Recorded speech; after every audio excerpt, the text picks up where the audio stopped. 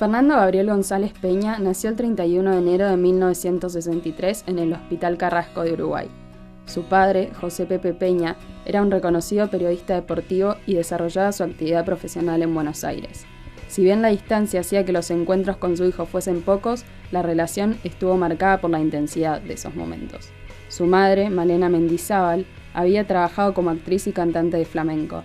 Tenía un temperamento muy fuerte y vivía preocupada por el qué dirán.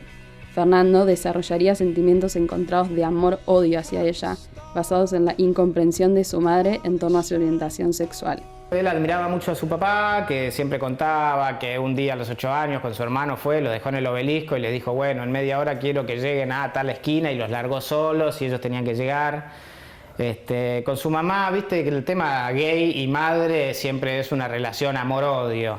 Siempre estaba con que su madre que lo cagaba pedos, o que era una histérica, y que era una loca, y que estaba rayada y esto, pero por el otro lado tenía mucha admiración y mucho amor. La relación con la madre era una relación de amor-odio brava, porque la madre era una amiga muy exigente, a la vez de haber sido cantante y todo eso, también era muy conservadora, tenía una cosa media británica ahí, un poco estricta. Y tenía un amor-odio importante, pero la cuidó hasta el último momento. En 1980, ya en Buenos Aires y luego de la muerte de su padre, la relación con su madre se hizo aún más difícil. Ella no comprendía a su hijo y no cesaba de culparse por sus elecciones. Cansado de esta situación, Fernando decide irse de su casa. En 1986, tras leer un anuncio en un diario, Fernando se presenta a una entrevista para la compañía aérea American Airlines. A sus 23 años empezaba su carrera como asistente de vuelo para esa empresa. A lo largo de los años, entre fobias, pánicos y presiones por tener que cuidar de su madre enferma, Fernando recurrió al humor. Como jefe de cabina, comenzó a hacer los anuncios de avión a través de personajes. Uno de ellos, Milagros López, una cubana con una personalidad fuerte y excéntrica, fue la puerta hacia un nuevo camino. Entonces empecé a preguntarle a la azafata, ¿cuál es de ustedes Milagros López? Porque yo sabía que eran todos argentinos y una cubana no me cerraba, además no la veía en el grupo. Me dice, no, la cubana está adelante, está en primera. Y no sé, cuarto, quinto viaje que me pasa lo mismo, porque además decía, nada, incongruencias, cosas muy locas, hilarantes, causaban risa, la gente se reía. Y un día cuando la escucho hablar me paro y me mando adelante el avión y ahí lo veo. Y en realidad lo reconozco en el comisario que lo veía pasar por el pasillo del avión tantas veces. Tan atildado, tan bien vestido, ¿no? Con el pelo muy cortito.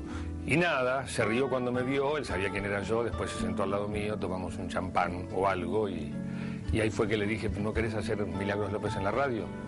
Y me dijo, bueno, un día pasó y así empezó.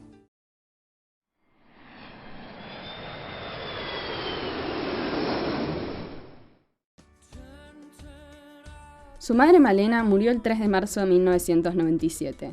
Sin la presión de tener que cuidar de ella, la compañía aérea le comunicó que había decidido prescindir de sus servicios. Era un aterrizaje forzoso. Había que comenzar una nueva vida sin madre y sin aviones.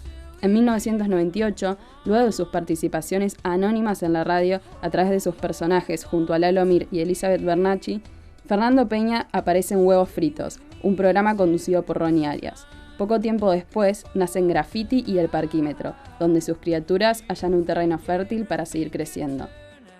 En El Parquímetro trabajaría con Diego Scott, Sebastián Wainwright y Diego Ripoll, y este sería un laboratorio de experimentación para desplegar su creatividad. El Parquímetro era una locura diaria, supeditada a los estados de ánimo y a las improvisaciones de Fernando. Por suerte contábamos con la genialidad del tipo, que estaba mucho más arriba que su estado de ánimo. Y las improvisaciones siempre tenían algo que nos llevaban también a un lugar muy genial, de la mano de lo que a él se le ocurría.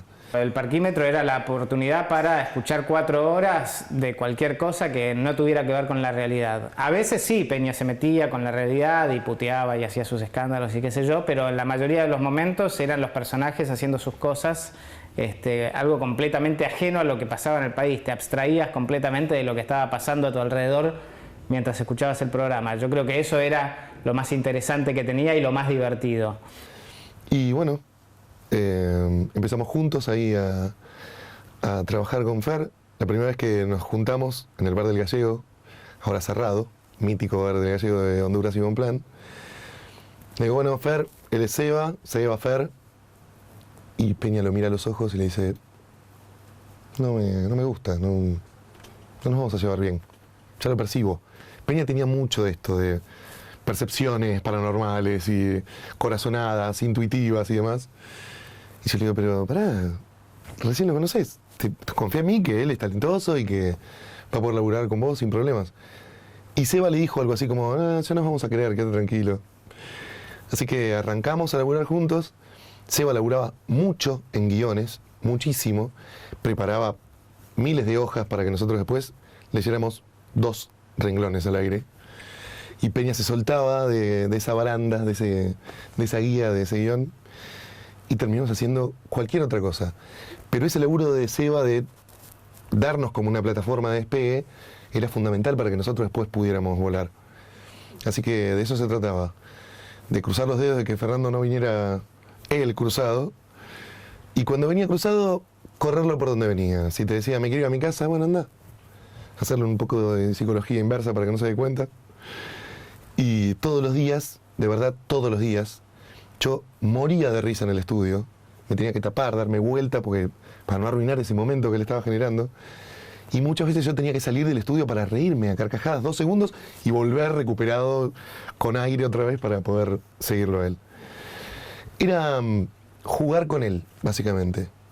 En poco tiempo, Fernando se convierte en un gran artista, caracterizado por su lucidez, sus locuras y las controversias. Fernando Peña tenía en su haber más de 21 personajes. Las llamaba criaturas y eran parte de su programa de radio, de sus obras de teatro e incluso de algunos programas de televisión.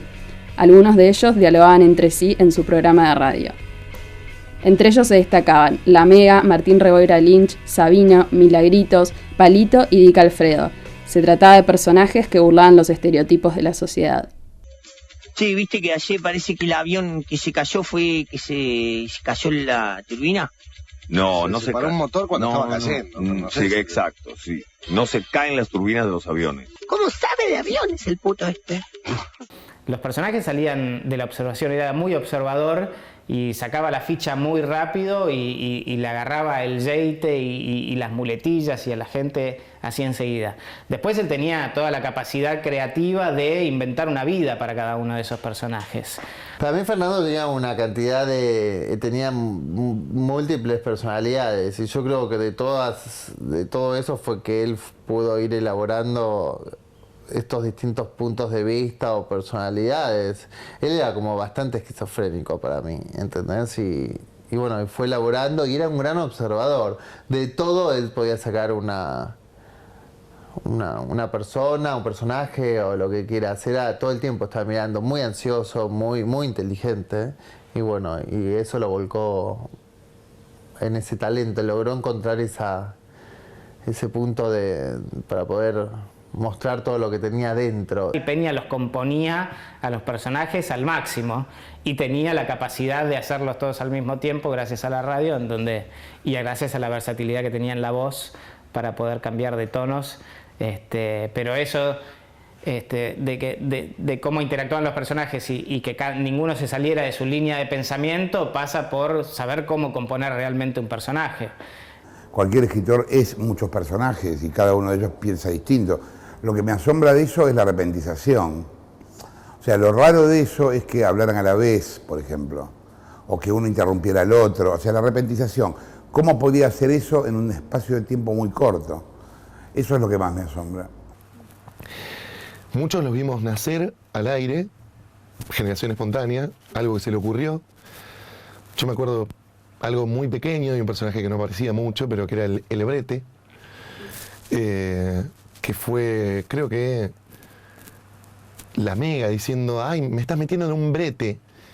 Un brete. Y nos causó gracia la palabra brete, y salió este Brete, que era un personajito que imaginábamos chiquitito así, que era un brete que se ponía de arriba de la mesa.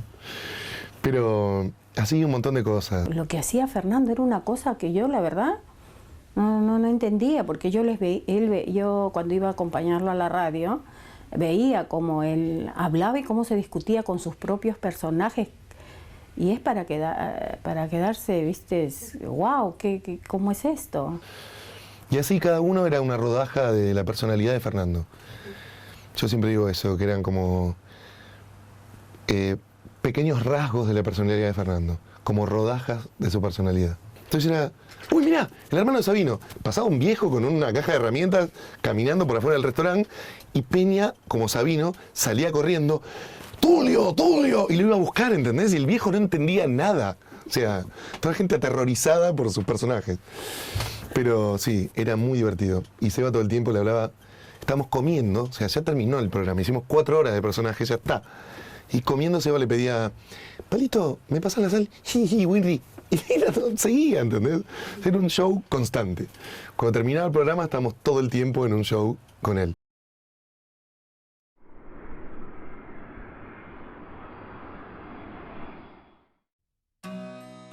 Las obras de Fernando eran algo nunca antes visto. Muchas de ellas eran unipersonales y podían durar hasta 5 horas.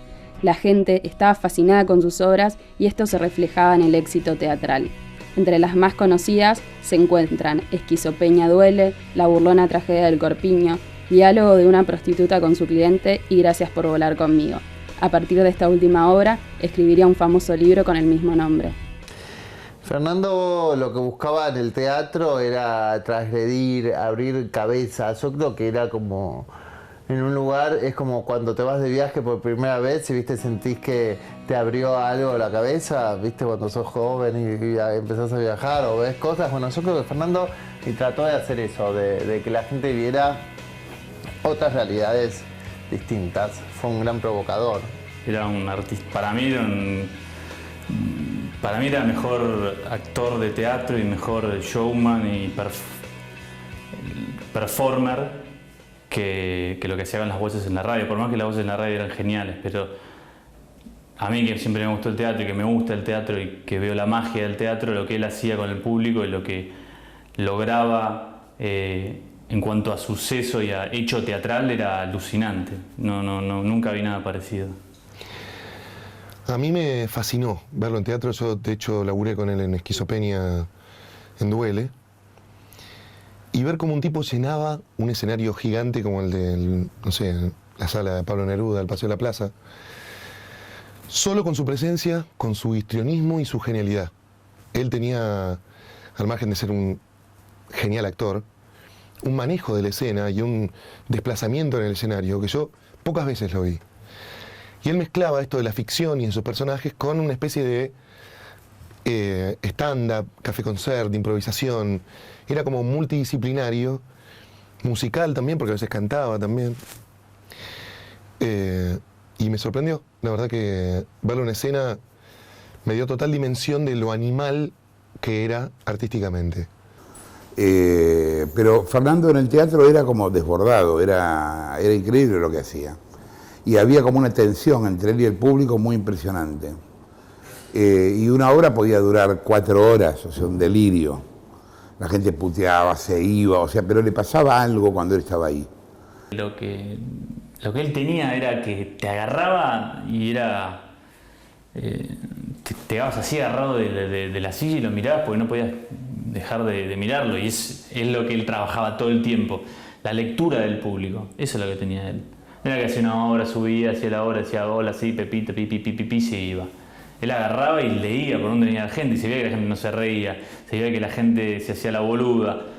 Iba directo, como que tiene la capacidad de captar el inconsciente colectivo y decir, ah, bueno, ¿qué necesitas vos? Un sopapo, o una caricia, o un caramelo. Y hacía eso. Y en eso era maravilloso.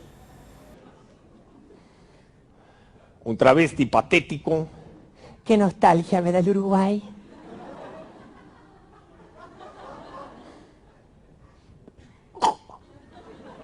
Mr. Bush, let's go there and kill everyone. Yes, sir.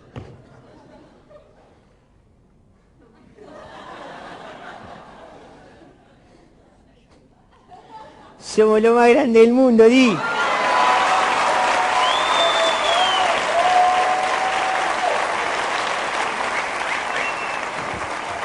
Señoras y señores, esto no tiene solución. Y ya debería ser la nueva bandera, ¿eh? No tiene solución. Un travesti patético, un facho asesino y un negro cabeza de mierda. Peña eran obras, primero, que tenían mucho humor y segundo, que también tenían un mensaje. Había mucha gente que se enganchó con ese mensaje que tenía Peña acerca de vivir la vida intensamente, de no pasar así nomás, de seguir tu vocación, de ser auténtico con lo que sos, etcétera, etcétera. Entonces creo que había mucha gente que se sumaba por ese mensaje, hay otra gente que simplemente le gustaba ir a ver el humor y hay otra gente que le gustaba ir a ver a un zarpado que por ahí agarraba una tijera y le cortaba 20 centímetros de pelo a una mina que estaba sentada en la platea. Todo eso era Peña. Tuvo varios quilombos. Una vez se le escapó un hacha y se la clavó acá a una mina ahí o un tipo del coso y se lo clavó ahí. Y otra vez estábamos haciendo esta obra, La Oscuridad Música, en, si te dijera, no, Mar del Plata, Mendoza, no sé, Tandil, no sé dónde era. Y de repente empezó a decir, avisó, no cámaras, no cámaras, no cámaras, y de repente estaba actuando y ve un tipo en tercera fila que estaba así. Para que tenía en un momento el personaje un vaso de whisky. Entonces se agarra y dice, no filmen, porque es un personaje, no filmen. Algo así, saque esa cámara, como me lo decía a mi personaje, como diciendo, como haciéndole guiño al tipo de apagala, apagala, apagala. A la tercera se da vuelta, apagala, boludo, le tira el whisky así, le hizo mierda la cámara, no sé qué mierda pasó. Pero era así, era bravo. Fernando era bien conocido por su carácter fuerte y su perfil de provocador. Esto, sumado a su vulnerabilidad y su fuerte necesidad de cariño, hacían de Fernando una persona única.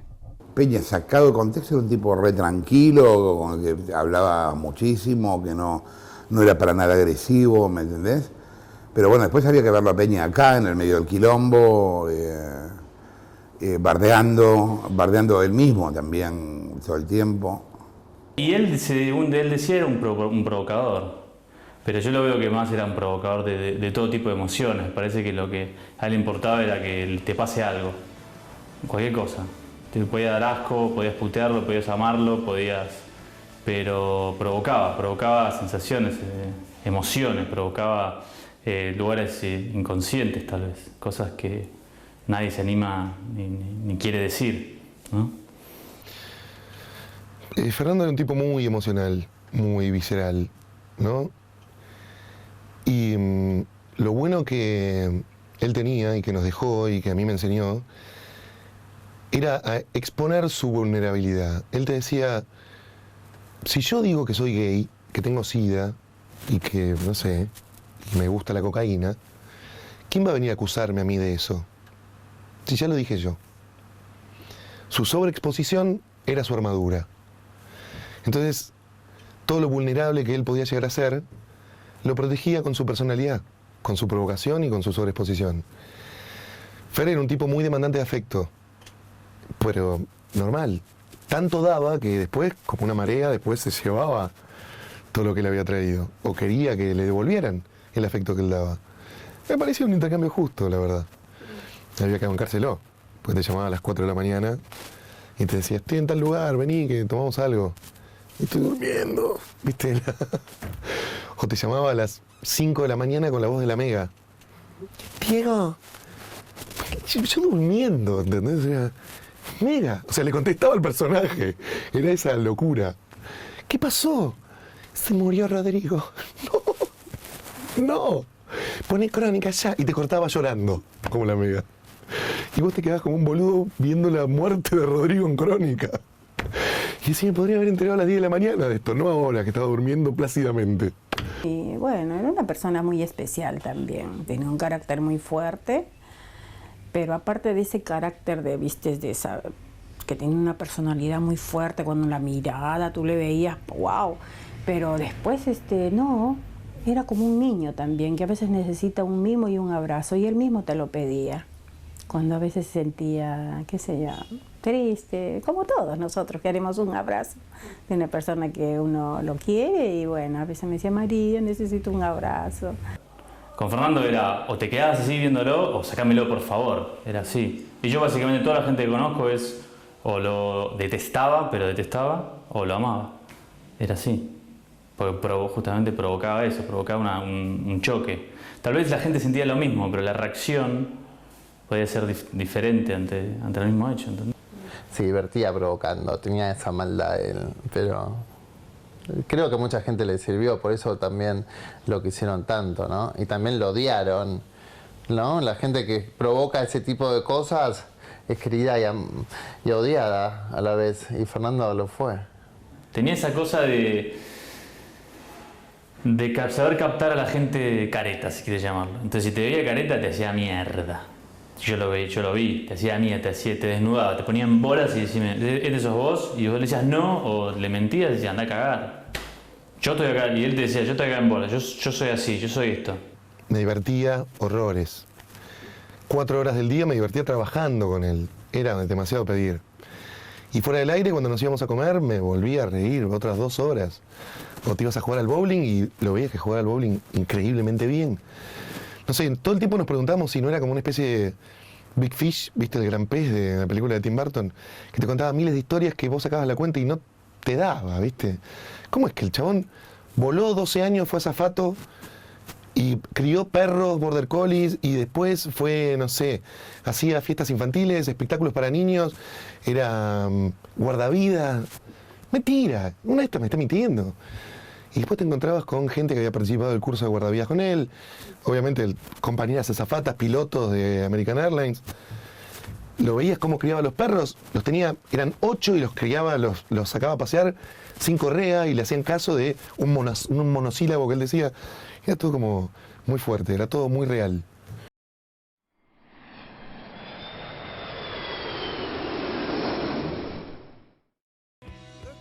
Luego de varias sospechas, Fernando Peña fue diagnosticado de HIV en 1999, enfermedad que llevaría consigo hasta sus últimos días. De manera paralela al HIV, Fernando desarrolló un cáncer linfático que lo obligó a someterse a duras sesiones de quimioterapia. En el año 2001 decide hacer pública su enfermedad y a través de la radio y sus obras recurre al humor negro sobre sí mismo para afrontarlo. El show debía continuar. Contra todo pronóstico, Fernando logró eliminar el linfoma y controlar el virus de HIV. Él al principio no le dio mucha importancia. Yo cuando recién lo conocí hace poquito tiempo, en el 99 o en el 2000, estábamos con Sebas Wanreich y con Ripoll y nos contó un poco de su angustia de haberse enterado de que tenía HIV. Pero contó eso y después no le dio mucha mayor importancia hasta que tuvo todo el incidente en el 2001 del linfoma de riñón y que le empezaron a bajar las defensas y todo eso, y ahí se empezó a emprolijar con el cóctel y con todo. 10 años que él fallezca, le dio un linfoma en el riñón y parecía que ya se iba a morir. Le dio justo en esta casa. Ya se iba a morir y se adelgazó, estaba muy mal, muy mal. Y bueno, se levantó con la quimioterapia y bueno, el cuidado, el descanso y así empezó. Y bueno, cuando le hicieron un estudio le dijeron que se le había ido el linfoma. Años después, sin embargo, su salud se volvió a complicar con un cáncer de hígado. Este resultó fulminante. Él ya venía de pasar varias experiencias cercanas a la muerte, por así decirlo, lo del 2001, después tuvo una neumonía y qué sé yo, y un poco todos lo veíamos como hierba mala nunca muere. Todos decíamos, bueno, de esta zafa, como zafó de todas. Pero al último le veíamos coquetear mucho y hablar mucho de la muerte. Coquetear con la muerte. La vida es parte de la muerte. No hay que tener ni tanto miedo ni tanta alegría. Que no los coja por sorpresa, que no los arrebate y nunca dejen de pensar que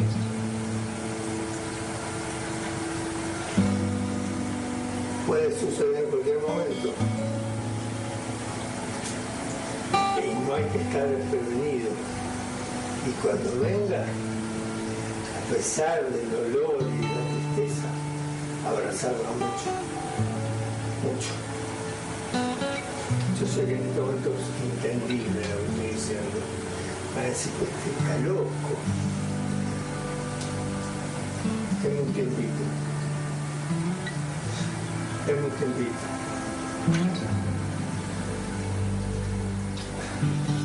Fernando falleció el 17 de junio de 2009 a los 46 años de edad en la clínica Alexander Fleming.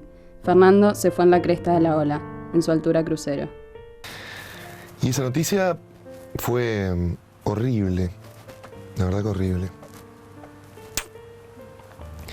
Esa noche, en su honor, yo fui a hacer el programa que estaba haciendo en Rock and Pop, con la voz así, como la tengo ahora, medio quebradiza, pero fui a hacer lo que más me gustaba hacer con él.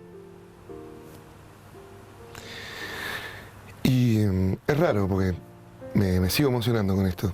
Después volví a mi casa y estuve con unos amigos que quiero mucho y nos bebimos una botella de whisky a su salud.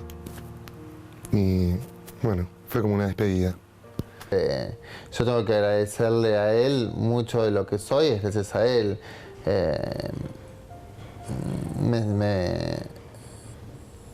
Me enseñó un montón de cosas de creatividad, de que tengo que jugarme por lo que quiero, que tenemos que ser personas individuales y ir por lo que queremos nosotros, por lo que creemos que es justo y pelearlo hasta el final. Defender... nosotros somos gays, ¿entendés? Y cuando nosotros éramos gays, no, fue difícil también eso, ¿entendés? Entonces, nosotros hay que luchar para lo que quieras. O sea, somos todos iguales y tenemos que pasarla bien en la vida. Entonces, yo creo que Fernando me hizo a mí un gran luchador. Y para mí, Fernando en un punto fue dar vuelta a mi vida y decir todo lo que me dijeron, todo lo que aprendí y todo lo que comparto con mucha gente, no me va. Quédense ahí, hagan lo que quieran. Yo vivo mi vida y vivo de la manera que quiero y como se puede y de la manera que tengo ganas y viviré mi sexualidad como yo quiera. Y nos dejó otra manera de enfrentar la vida. Con humor negro de nosotros mismos, reírnos de nuestros dolores. Y es una gran herramienta. Me dejó frases, también me dejó una frase que me la tatuaría, pero ya la tengo tatuada en la cabeza, en la mente, que me dijo una vez, mira Diego, lo único importante en esta vida son las dosis. De lo que sea, dosis de amor, dosis de frecuencia de ver a tus amigos, dosis de alcohol, de drogas, de lo que sea. Lo único importante es cómo dosificás. Si llegás a tener cierto control sobre eso, y la verdad, alcanzaste cierta sabiduría. Hay que disfrutar de todo eso, María me decía. Eso es lo que me dejó a mí, de lo que yo a veces siempre decía, no, hay que guardar, no. Siempre uno dice, no. Él no, hay que disfrutar, María.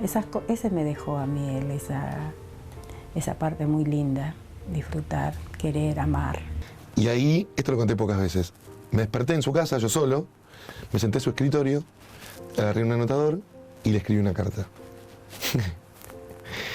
Y en la carta le ponía un agradecimiento, obviamente, y le ponía todos los argumentos, las razones por las que para mí él era el hombre de mi vida. Que a pesar de ser heterosexual y que a mí me gustaban las mujeres y demás, eso para mí tenía otro significado. Señoras y señores, es el final. Se completó el círculo de una manera hermosa, con moño y todo. Gracias por volar conmigo.